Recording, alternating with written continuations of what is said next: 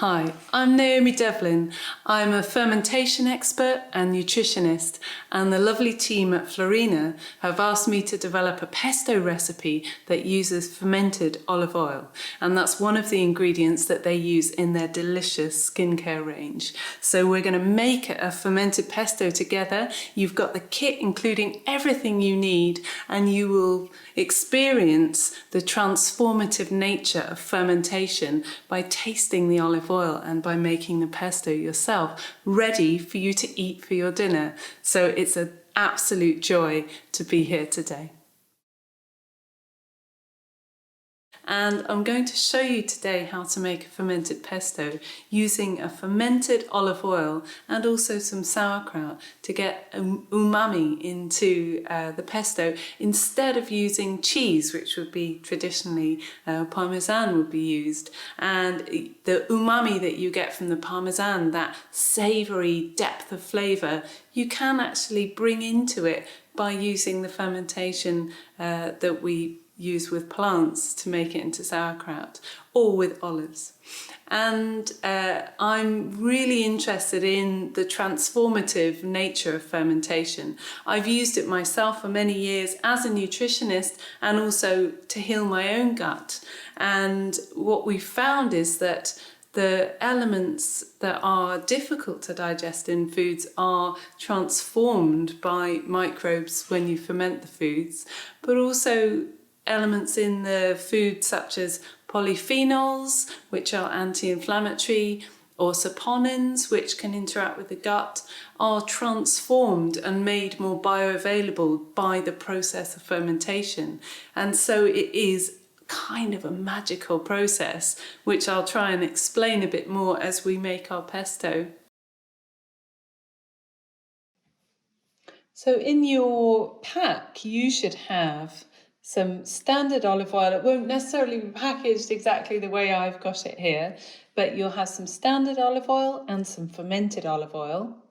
You'll have a clove of garlic and a lemon, some pine nuts, some sauerkraut, some salt and some basil. And that's what we're going to use to make our pesto. So let's start with the olive oil.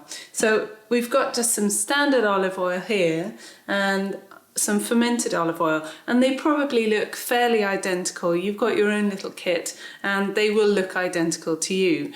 But if you open them and smell them, you'll find that the two olive oils have a really different quality to them. And so what I'd like you to do with me now is to taste both olive oils and to see what they tell you. So we've got the standard olive oil here, and what you'll taste is, excuse my fingers, it's got a bitterness, it's got a kind of fruity, peppery acidity to it, and that comes from the raw olives. So in their raw state, olives have a lot of bitterness in them, and that's why they're fermented, so that we can eat olives. You could not pick an olive off a tree and eat it. It would just be really unpleasant. And so to make olive oil, we use fresh olives because we want actually that clean, peppery, slightly bitter oil. However, if you ferment the olives first and then make an oil out of the fermented olives, all olives that you eat will be fermented. It's called lactofermentation, and that means it employs the use of naturally occurring lactic acid bacteria to nibble away on the sugars that occur in the olives and transform them into lactic acid, which is a very soft, buttery acid. And you'll probably notice sometimes there are certain olives that have, like Manzanilla olives, or those very bright green Italian olives, which I can't think what they're called, that they have a very buttery flavour, very, very different from the bitter raw olive. And that is the lactic acid that's been produced by the microbes. What they're also doing is they're transforming the bitterness, the bitter compounds that are actually difficult to digest, into other compounds which are easily absorbable. And those phenols, those polyphenols, which are anti-inflammatory, are then usable by the body. So in our fermented olive oil, which is made from lacto-fermented olives, we've got, if you smell it, you can smell instantly, it's got a kind of buttery, olivey taste. Like it smells like essence of olives. It's got that real olivey, buttery, umami, savoury flavour. And so if you taste a little bit on your finger, you can taste that bitterness that's in the raw olive oil, the pure olive oil. That's gone. That's actually been softened out, and you've got this kind of buttery umami flavour coming through that reminds you of olives. And in our pesto, that's really going to give a kind of depth and an underlying umami flavour that will carry the basil and the garlic and give it that slightly cheesy flavour. I hesitate to say cheese because actually it's umami, and we need to have sourness in there to replicate the flavour of cheese, because you've got umami and sour with cheese. But this is really, it's just to see how instant your perception of the transformation from the bitter, fruity, fresh olive oil, which is made from the raw olives, into something that is really incredibly deep and buttery and gentle. And if you were to eat this olive oil, you would get different things from it from the unfermented olive oil. So it's been transformed. So it might help if I just explain 3 simple terms, which are prebiotics, probiotics, and postbiotics. Now, biotic just means microbes, and microbes are bacteria, yeasts, all the things that bugs, we might call them bugs. And in the context of using them in fermentation, we're using what might be called friendly microbes, so the ones that are helpful, and they might be the ones that you have in your gut or even on your skin, and also the ones that we would employ to make things like sauerkraut or the fermented olive oil in the FLORENA products. And so that those microbes are called probiotics. Now, even when they're not alive in an actual, so let's say in the skin creams or in something that you might eat, they will still have done work fermenting away whatever that has been fermented, whether it's sauerkraut or whether it's an oil in a face cream. They will have metabolized certain elements within the substrate, and that process that they go through, what they produce on the way, are called postbiotics. And postbiotics could be a lot of different things. So it could be transforming something that we call anti-nutrients into a nutrient, so into something that's actually beneficial from the body, an anti-inflammatory, or something that might be considered a type of vitamin. And they also produce anti-inflammatory fats, fatty acids, as they go about their business munching away on sugars. And those anti-inflammatory acids are really essential for repairing skin cells. And that might be skin cells inside your gut or skin cells on your body. Essentially, if you think about our body, we're a kind of tube of skin. So we have skin on the inside, which is our gut, and we have skin on the outside. And although they're different types of tissue, they do all benefit from fermentation and the anti-inflammatory action of those essential fatty acids that we can't create inside our own body. They need to be created for us. We need to eat them, and we need to take them in through oils. Those are incredibly anti-inflammatory, and so we need to have them as little daily treats, if you like, for our skin, whether it's the skin in our gut or the skin on our body. And prebiotics are the things that microbes like to eat. So prebiotics, probiotics, and postbiotics. And one of the things that microbes like to eat is olive oil. And we often think that microbes only like to eat vegetables, like as in making sauerkraut or kimchi or all those ferments that you might be used to hearing about. But actually, microbes do like to eat things particularly in olives. They love olive oil, and it has a really interesting antimicrobial, so it keeps away kind of nasty bugs, if you like, but it also encourages the growth of positive bugs, friendly microbes, we sometimes call them, or probiotics. And whilst the actual creams themselves or the actual olive oil might not be live when you're putting on your skin or when you're eating it, the transformative process that it's been through will mean that it's absolutely packed with those anti-inflammatory fatty acids. And so for gut health, general well-being, and for your skin, it's ideal to use something that's been fermented. One of the other parts of fermentation is lactic acid. So the microbes that we use to make things like sauerkraut, or to make this fermented olive oil that you've got that's made from lacto-fermented olives. The lactic acid is also anti-inflammatory, and it has this incredible soft, milky, buttery flavour to it that is wonderful in food, but is also incredibly soft and moisturising on your skin. And so I guess, again, it's the same, isn't it?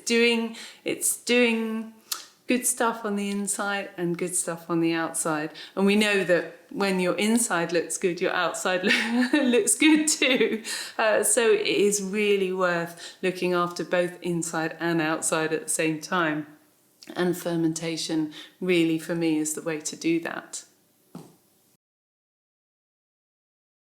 We're going to start by making our pesto, and you should have a pestle and mortar, or if you want to make this in a blender or use a stick blender, absolutely, that's fine. It will take you about a fraction of the time it will take me.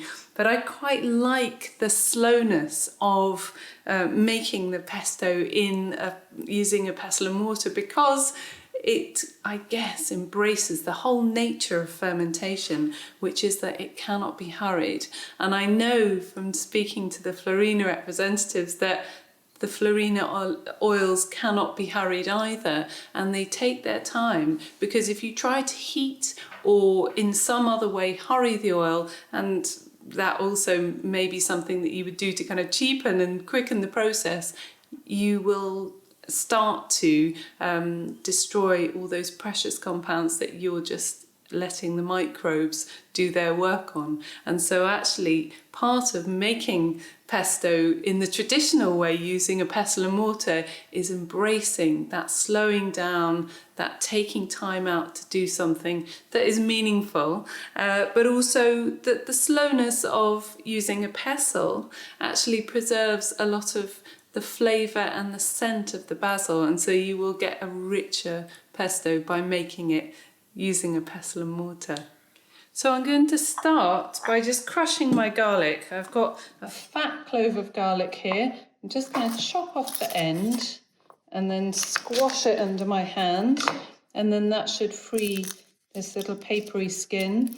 Now, garlic itself is full of soluble fibre, which is fantastic for our gut, and again, fermenting it makes it more digestible. So people that struggle to digest garlic can often, I'm just taking out the little green centre shoot there, because some people find that they don't digest that very well.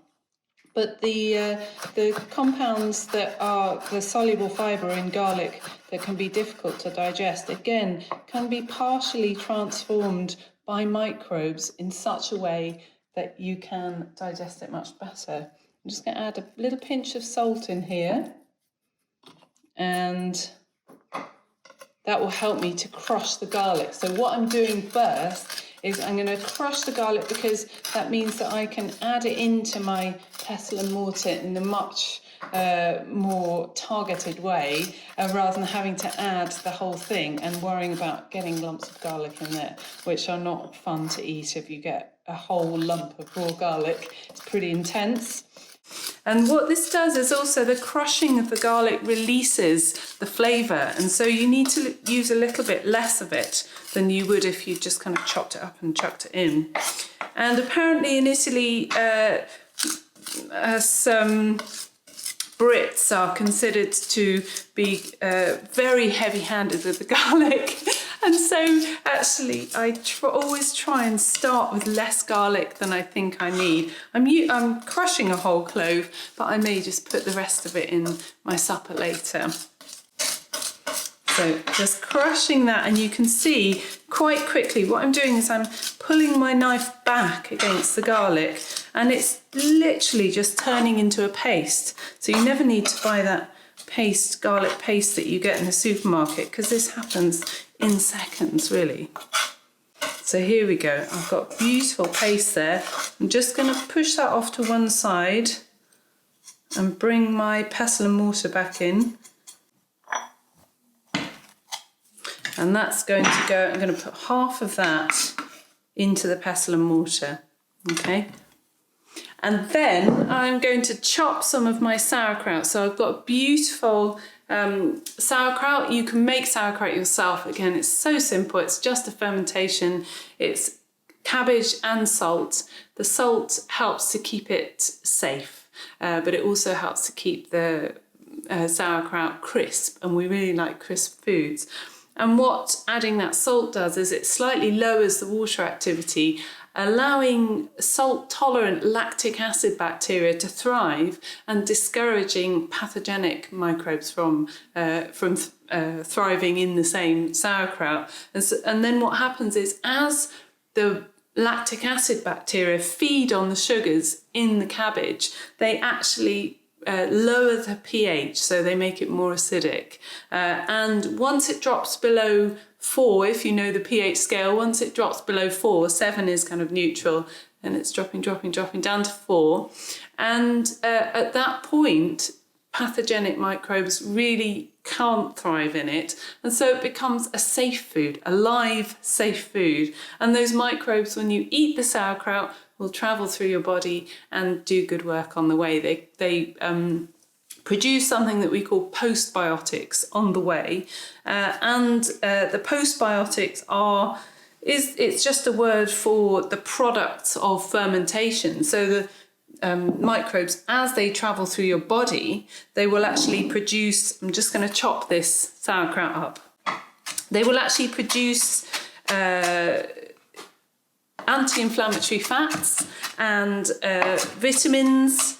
So they produce B vitamins and vitamin K, and they'll also produce neurotransmitters which have an influence on your mood. So the microbes in your food can actually help you feel less anxious, happier, more relaxed. And your own resident gut microbes will also do that as well, particularly if you're eating the food they like, lots of plant food, which they really like. And so including more plants in your life, including more plant fermented plant foods will definitely encourage your microbes, your gut microbes, in the right direction. So the reason I'm chopping this sauerkraut up is because I want it to kind of disappear into the pesto. I don't want to have kind of big lumps of sauerkraut in there. And I'm using the sourness and the umami flavour of the sauerkraut, again, to mimic the cheese. And the sourness is there because that lactic acid bacteria have transformed the sweetness of the cabbage into lactic acid. So let's pop some of that in here. We can always pop more in later. But I also use the juice from the sauerkraut because that has a lovely buttery sourness to it. So now we get in there with our pestle and I can start adding the basil leaves. And so I'm just going to strip the basil off. I've just got a whole bush of basil, I guess you call it. I'm just going to strip the leaves off. You can include the stalks if you want, particularly if you're making this in a blender. The blender will make short work of them. But when you have to do it all by hand, you can kind of lose enthusiasm after a while. So I'm going to add them, and a little bit of we don't want to add too much oil to start with, because otherwise you'll loosen it too much and it will all just slide around in the pestle and mortar. So I'm just adding a little bit of our fermented olive oil in there. And then I've also got some lovely pine nuts. Now you've got a measurement in your recipe, but it's so individual this. What I'm going to do is just sprinkle them in and get going with my pestle. and then see what if I want to add more of any of the different elements. This is a good chance to use your palette. So to decide if you want more greenness, more fragrance from the basil, or if you want more creaminess from the nuts, or if it needs to be a bit looser, and then you would add some more oil. And that's how simple it is, really. So it's just a case of working away and breaking down these basil leaves as you go, and then add in more. Just keep adding in more. And basil, the herbs are an incredible source of polyphenols, in fact, weight for weight. Herbs and flowers have the greatest nutritional potential. It's not something that you wouldn't really eat a whole dish of herbs, but actually basil and pesto are incredibly nutritious because they contain so much of these polyphenol compounds. You can, in fact, ferment your pesto if you like. But interestingly, what I found is it's much better to ferment the oil because the olives have, like I said, that kind of buttery quality to them. But when you ferment a green leaf, a very dark green, you get other compounds, which you probably have come across if you've ever been at the seaside at low tide. You can get quite a kind of sulphurous smell, the smell of the sea, but also quite a sulphurous, seaweedy smell. And that can come in if you ferment very dark things. So you have to be careful what you actually ferment and how you do it, and what you decide what element of your dish you're going to ferment. But certainly what I found is the sauerkraut has the lovely light buttery flavour, and the olives have that deep, rich, buttery umami, and so together they're a really nice mixture. So you can probably see it's starting to break down, but those pine nuts are really breaking down and getting kind of creamy. I hope you can hear me over all the banging of the pestle and mortar. It's not much better if you actually do this with a stick blender, because that makes an awful noise as well. But we're just going to add in a little bit more basil and a little bit more pine nuts and a little bit more of our oil. And when we've used up all the oil, that's the time to start tasting it and to see if you want to add in something that's some more salt or some more sourness with either some of the sauerkraut juice. Because this is great for adding, like I said, a different sort of sourness. We often think sour is just sour, but actually when you ferment, you find that there are all sorts of different sournesses. So for example, acetic acid is what you would associate with vinegar. So acetic acid is vinegar, and you would get lots of, in lemon, which we're going to add to our pesto, you get lots of citric acid, which is a very bright, clean flavour. Acetic acid is aggressive, isn't it? Kind of catches you at the back of the throat. And lactic acid, which you get in the sauerkraut, it has that buttery quality. And if you use, so often I'll use Japanese brown rice vinegar, because that has a greater amount of lactic acid in it. So it has acetic and lactic acid, and it has this amazing buttery quality to the vinegar. And so I really like to use that for its softness. I make a lot of shrubs, which are using a drink using vinegar and honey and fruit and maybe flowers as well in there, or herbs. And the steeping in the vinegar actually liberates a lot of the pigments that are polyphenols, anti-inflammatory, and so it makes the whole mixture, that the acetic acid and the lactic acid and the polyphenols from the fruit make something that is way more than the sum of its parts. Here we go, so it's kind of breaking down. So I'm going to add in some more basil.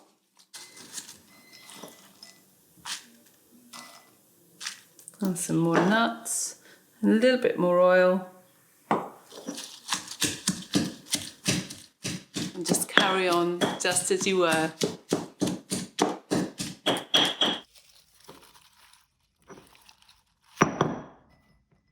I particularly love what FLORENA are doing with the oils, because they're taking something that could be processed in many different ways, but their choice to process it in a way that maximizes the benefit in a slow way that respects the actual ingredients that they're processing makes it so much kinder to the body.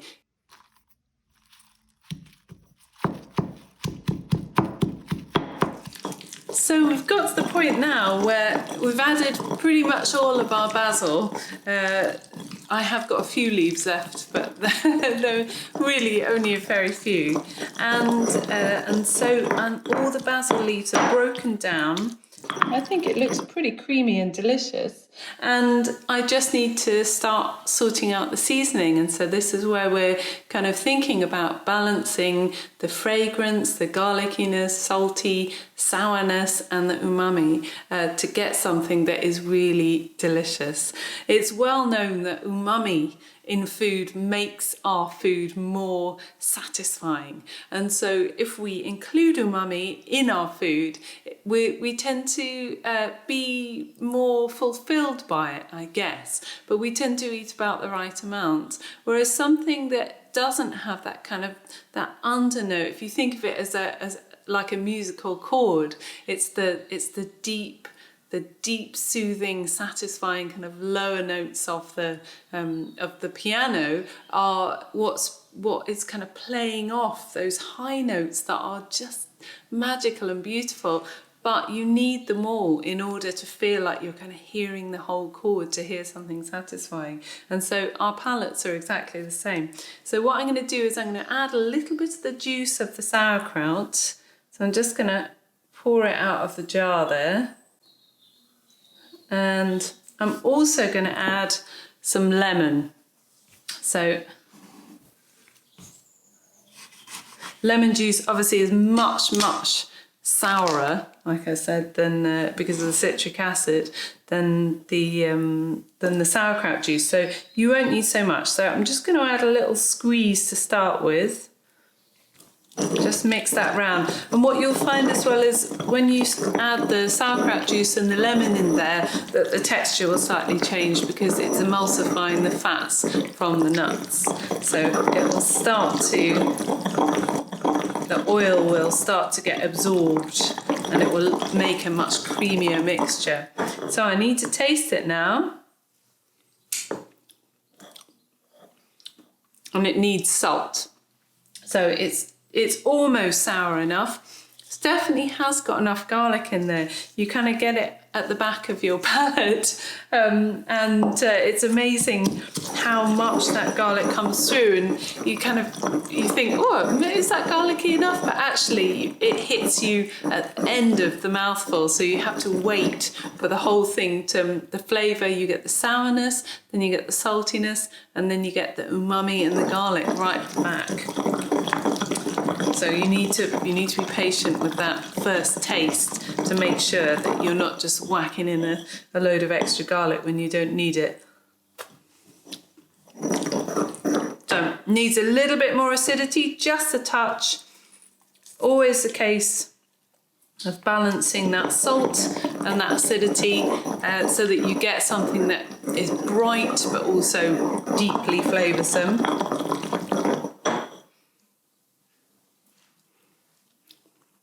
Perfect. That's perfect. And so you can just pop this in a jar, and in order to keep it fresh, you need to pop some more olive oil on the top. If I've got a little bit more of my fermented olive oil left, so you can just do that, or you can pop in some, if you've used that all up, you can pop in just some fresh olive oil.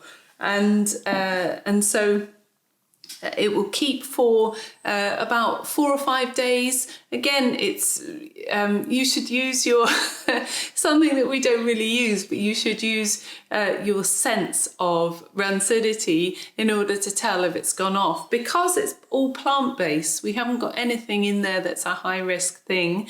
Plants are very, once you've got some acidity in there, actually, they're pretty low risk. So it will be happy in the fridge for 4 days, covered in olive oil. But I assume that you will just eat it all tonight on some pasta, or it's also delicious if you make a soup to stir it into a soup. It's amazing stirred into Greek yogurt. So you've got that the lovely kind of lactic tang of yogurt, and then you've got that fragrance and that umami of the basil.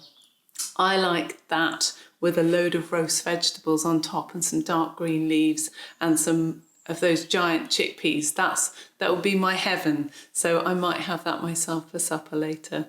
So I hope you really enjoyed making your pesto, and I really hope that you feel like you understand a little bit more about fermentation, the transformative power of the lactic acid microbes to take something that may not be absorbable for our body and transform it into something that is many times more effective. So it may be more anti-inflammatory, it may transform something that was previously a problem for the body into something that is actually nourishing for it.